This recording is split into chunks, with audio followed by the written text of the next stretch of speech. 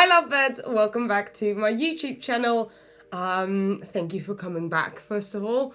So what are we going to do today? I was shopping today because I needed some new outfits for holiday, or at least I'm telling myself I need new outfits for holiday.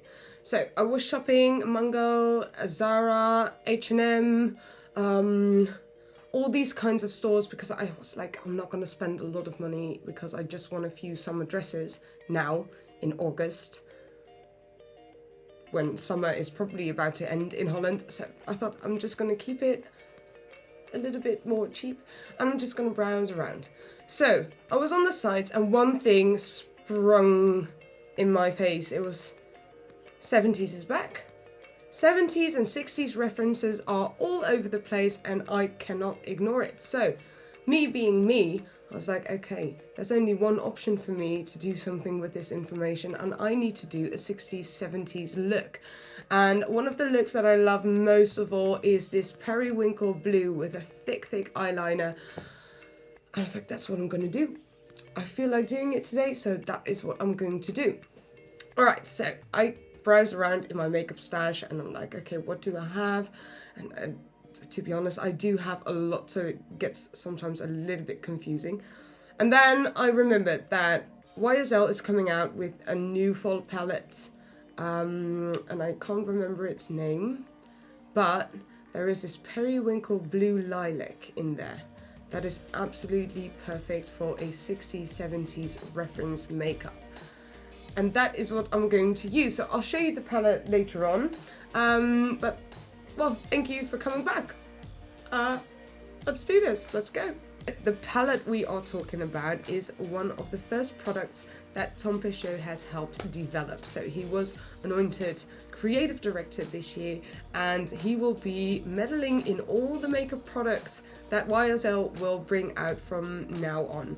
So, that being said, this palette is one of my favorites YSL has ever released because there's one specific very stunning color in there that will be perfect for a look like this.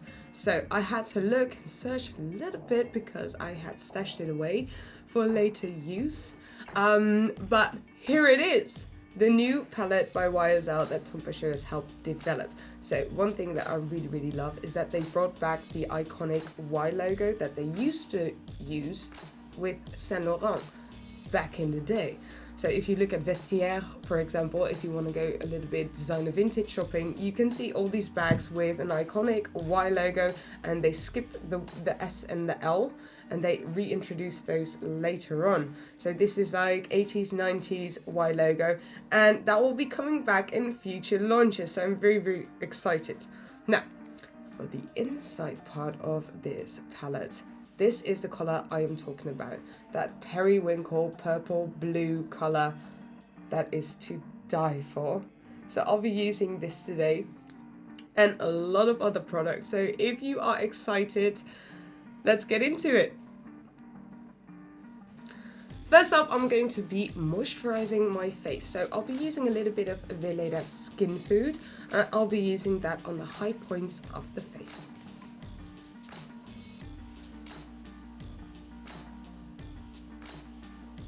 Not too much because it is ultra shiny.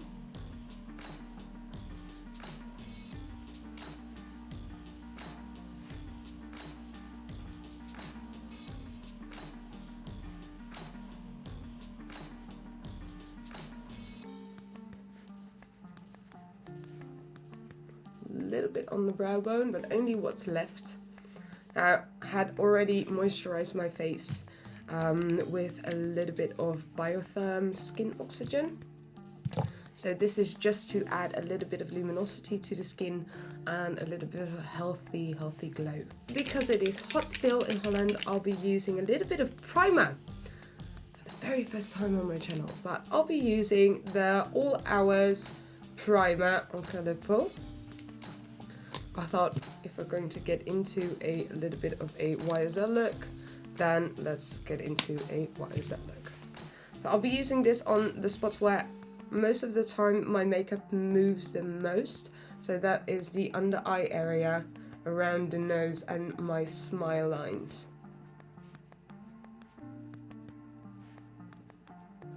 The reason I'm using this little finger, my ring finger, is because it is the weakest one out of all your fingers. So especially when applying things to the face, you might want to use that finger so you don't move the skin around as much as with other products. I'm going to use a dab of Encre de Peau foundation all hours so everything stays in place, but also because it has a really, really pretty matte finish. Now it is a full cover foundation, and I usually don't really use full cover foundations that much because I like a very light base. But I'm going to be showing you guys how to use a full cover foundation and apply it very gently and lightly and thin so it looks like a light coverage. So we're going to be taking one pump, and this is color B30.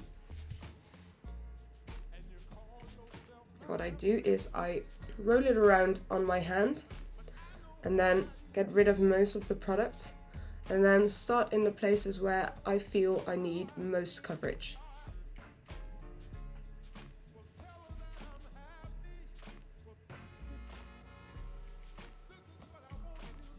I really like my freckles, so I usually skip that area because I don't feel that my coverage needs to be higher in my nose bridge area, so I can leave it open and show my freckles. Now, this is also a part that really bothers me because I want a little bit of darkness here to give my face a little bit of shape, but then the darkness continues down to the jawline. I want to separate those two and show that there's more of an S shape to my face, so I usually correct here a bit to get rid of the redness, and then here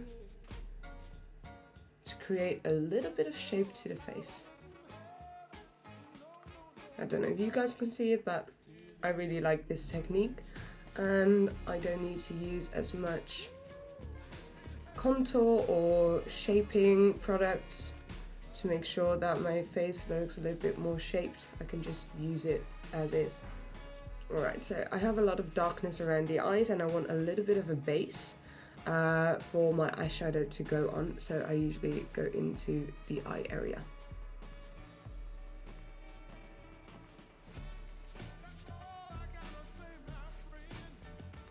One thing you should not forget is that little dark area on the inside of the eye,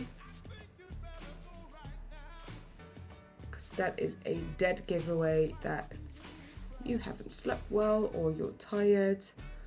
And I see a lot of people doing extreme concealer underneath the eyes and then forgetting that specific part, so keep it in mind.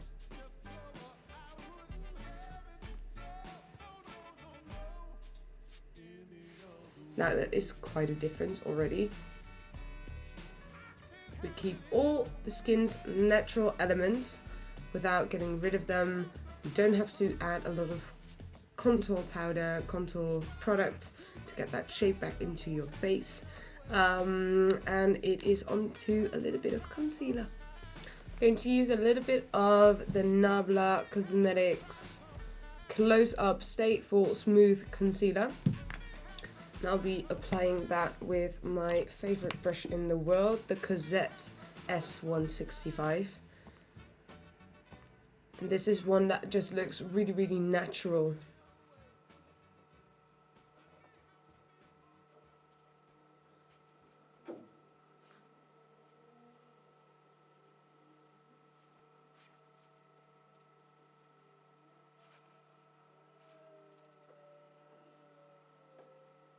I'm just applying it in the places where I feel like I need that little bit of extra coverage. So the under eye area for me is and has always been true point of annoyance. So when I was little, I did my communion. I don't know if you call it the same as in Dutch, but you know, for the church you do your communion. Not religious, by the way, not anymore. But I was brought up religious. So I did my communion. And my mom made me go to bed an hour early for 3 months in the hope that it would get rid of my under eye area. Obviously it didn't, because they were genetic. I was 8 or something. Obviously they will not be going away. So I'll walk the line with bags under my eyes, or at least dark ridges. So it's not because I had not enough sleep or I haven't drank enough water. They have always been there. Alright, so one thing that I always do is I take a little bit of a lighter concealer to fill in the ridge, because if you apply a little bit more light to a specific area, that will optically come forward. And if you place dark tones, you know, like a contour powder, that will fall back and create a shape. So for the ridges, I'll be using concealer one shade lighter than my actual skin tone. This is Porcelain, and I use Porcelain to shape the under eye area a little bit more. And I'll be using the same brush as I just did, because I can work a little bit more precisely.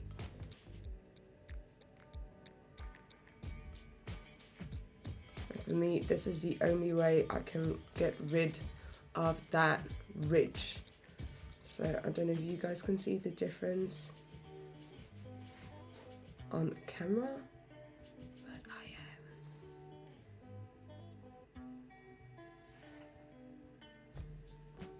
Obviously, it also depends on where the light is coming. If you have overhead lighting in the middle of the day, those ridges will be visible, darling. They will not move. Somebody asked me the other day, do you want to get, you know, like an under eye filler? I was like, I'm scared of fillers. I think there's not enough information about them yet. They're too young. I've heard too many horror stories, so probably not. No. Alright, taking a little bit of the excess product that is still on my brush and blending in the cheek area. And not touching this part again, but just that little rouge part over here. Again, I don't want to get rid of any of the freckles on my forehead, so we're going to leave those in place. Now, while my base is still dewy and wet, I am going to powder it off with a little bit of Infinity Filter Loose Setting Powder by Hallberg. I hope I still pronounced that right, or if it sounds just a tiny bit too German, I don't know.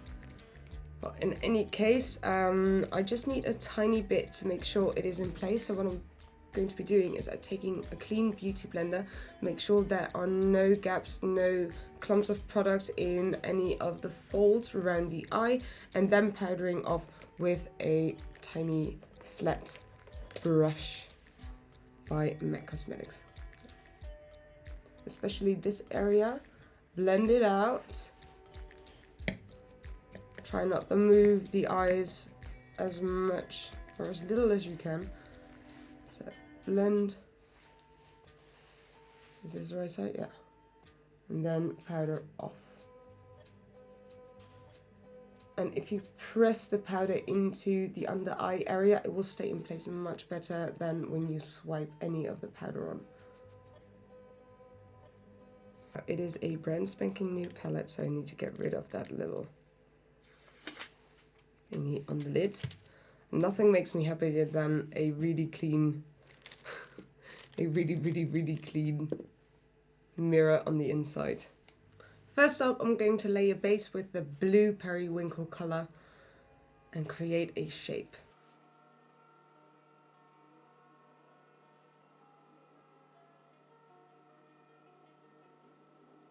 I'll be blending it out with a fluffy blending brush that is a little bit tapered because I don't want to move the product around too much. I want it to stay in its shape pretty much as is, but I do want the edges of the shape to be soft and blended. Keep in mind, we'll be placing an eyeliner here, a quite thick one, so you don't really need to add a lot of the color near the lash line. We're going to cover that up anyway, and we can wing it out just a tiny bit. Grabbing a clean fluffy brush and a little bit of the setting powder and blend out the outer ridges of the shape, just so it has a really nice transition into the skin. Now we're going to add a little bit of light to the center of the lid to make it come forward a little bit. So you have this bright white shadow, and you place it right in the middle of the eyelid.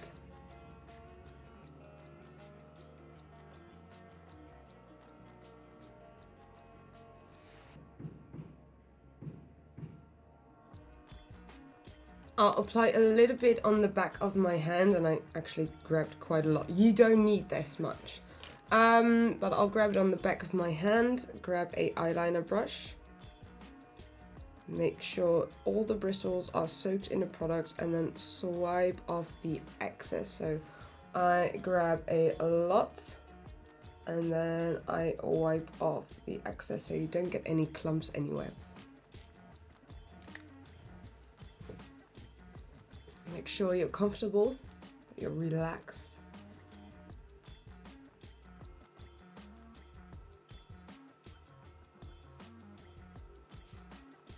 And just work by applying the thickest part first, and then start to correct and to make that eyeliner razor sharp.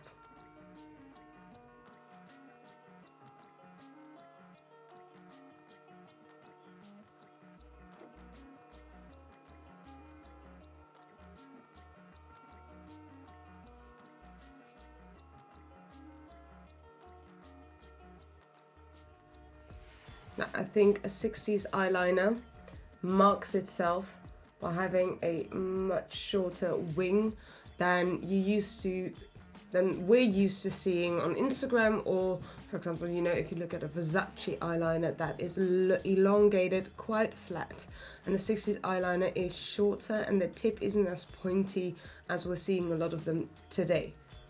Alright love, so to finish this look, I'm going to be using a little bit of mascara, or a lot of mascara, and then we'll continue on to the lower lash line. But first I want the top part to be set, so I know which kind of shape we are working with, and then finishing off the bottom.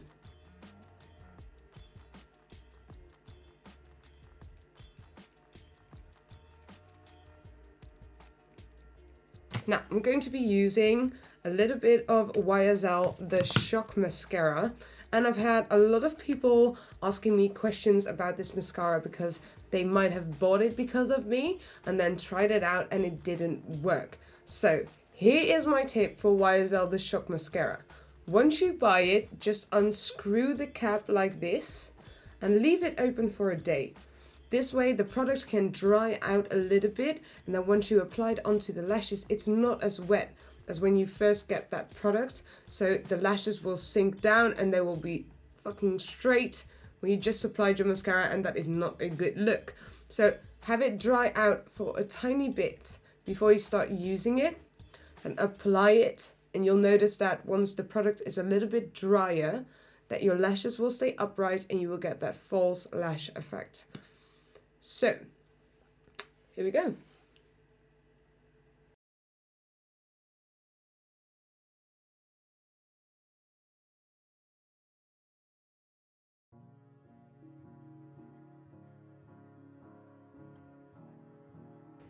Now, to give the mascara a little bit of time to dry before we start working on the bottom lash line, I'm going to do my brows in the meantime. So I'll be using a little bit of Dipbrow in Ebony this time with my favorite 70s brush, or at least not 70s brush, my number 70 brush by Kat Von D, and my trusty old Benefit Cosmetics 24-hour brow setter. I'm going to do my brow gel first, make sure that all the hairs are in place, because I keep forgetting this inner part because it's normally covered by the hairs, so I forget it. Then once I brush my lashes or my brows upwards, and I see that there's a gap over there. So let's get them in place first. And then we can start working on adding brow hairs.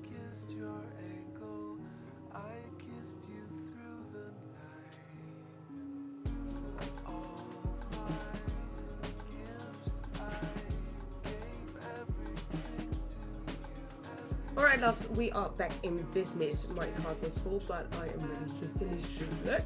So I'm going to grab a angular brush, but this one is a little bit more fluffy. It's by Cosette's and it's the D250. I'm going to spritz it with a little bit of setting spray, Fix Plus, and then I'm going to dip it into this beautiful color on the bottom.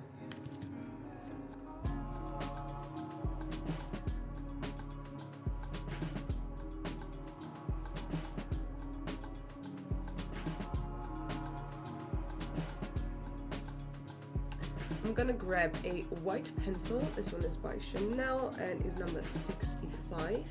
And I'm going to lighten my bottom waterline.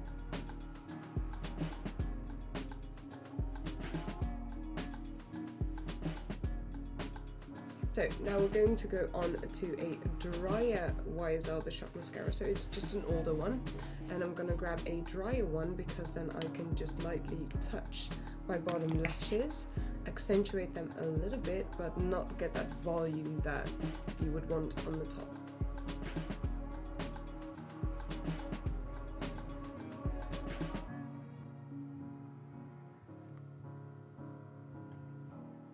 First up, I think I'm gonna do a little bit of a bronzer. So I'm gonna grab Les Sahariennes in number 1, I believe.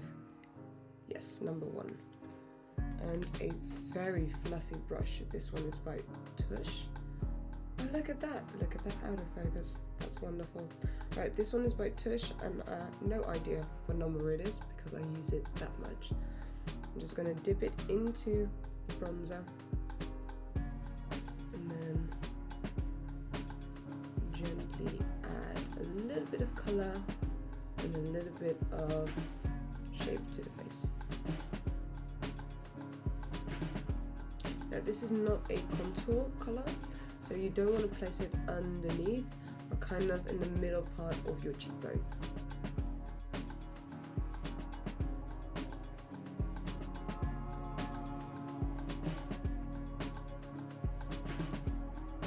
Now there is no foundation or concealer on the top part of my forehead, so I can just blend it in. And usually I just take the hairline with it because it's a little bit paler and I would love it to blend a little bit more. I think this is just a tip for bald girls.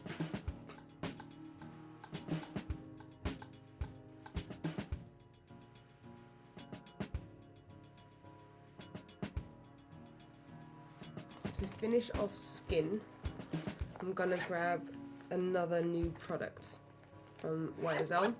Okay, so the reason I am using so much YSL at the moment is that I went to the showroom yesterday, the L'Oreal head office in Holland, and I was able to get my pick of the litter, get all the new launches that I haven't tried out yet. So I really am curious how this works on skin. This is the new couture highlighter, and this is also number 1. So this is how it looks. You get that same Y shape in the palette, and then a little brush that I usually never go for, but it is a stunning color. And gently blend it into the skin.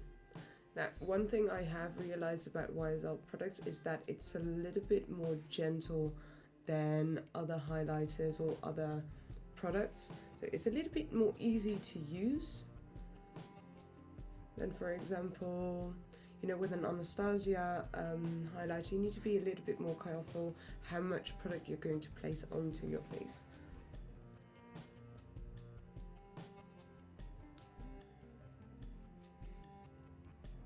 There you go. Alright, so I'm not using blush for a reason today, because there is something else that is going to be new this fall, and that is a new type of lipstick by YSL, which I'm very, very excited about. So I wanted to give you guys a little bit of a sneak peek, because it hasn't officially launched yet. But somebody told me I could tell you guys about it. So this is the new YSL lipstick, and it is called the Slim. And the Slim is very unique in its shape for YSL, because they haven't done this before. So this is the product. I can't believe I'm doing the YouTube thing now. So here you go. This is the shape of the lipstick. And I'm very excited because you can use it as a stamp to map out your Cupid's bow and use the razor sharp edges to get a really clean line along the lip, which I am never able to do with a normal bullet lipstick. So I need a brush to get it in there and straight and razor sharp. So with this, I'm very excited that I can kind of stamp my lips in. So let's give it a whirl. I'm gonna use a mirror though. Where did I leave it?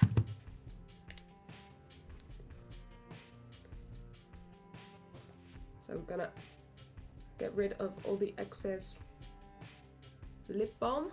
So just a tiny thin layer is left.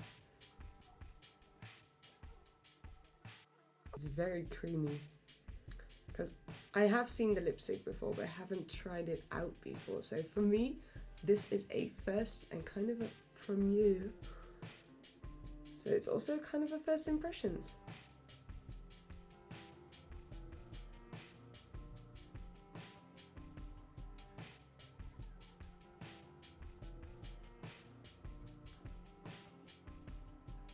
So this is one creamy formula.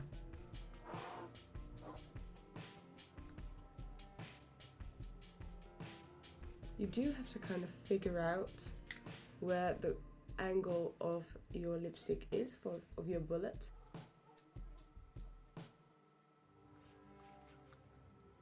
There you have it. The look is done. A little bit of setting spray.